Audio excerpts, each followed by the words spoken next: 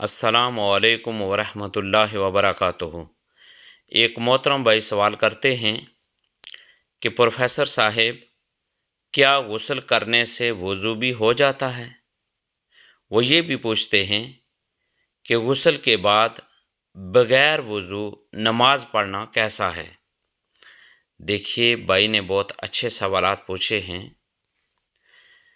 یاد رکھیں کہ وضو منہ، ہاتھ اور پاؤں کو دھونے اور سر پر مسح کرنے کا نام ہے۔ پس جب انسان غسل کرتا ہے، یعنی پورے جسم پر پانی بہاتا ہے، تو اس کے ساتھ ساتھ وضو بھی ہو جاتا ہے، اور غسل کے بعد حدث پیش آئے بغیر وضو کرنے کی ضرورت نہیں۔ بلکہ اگر کوئی اس کی عادت بنائے، یعنی غسل کرنے کے بعد وضو کرنے کی عادت بنائے یا اسے اچھا سمجھے، تو اسے منع کیا جائے گا۔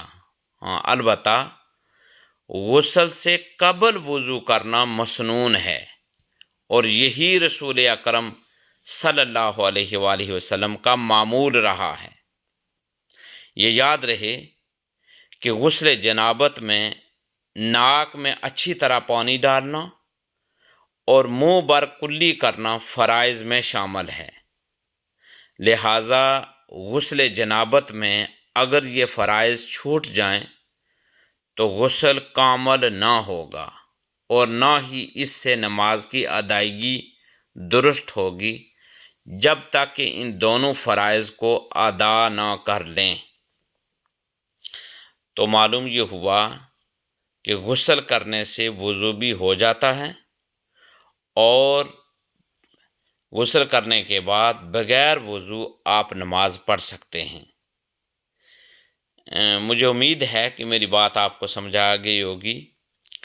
اللہ تبارک و تعالیٰ سے دعا کرتا ہوں کہ اللہ تبارک و تعالیٰ ہمیں زیادہ سے زیادہ علم دین سیکھنے، سمجھنے اور اس پر عمل پیرا ہونے کی توفیق اور ہمت عطا فرمائے۔ دین کی بات پھیلانا صدقہ جاریہ ہے۔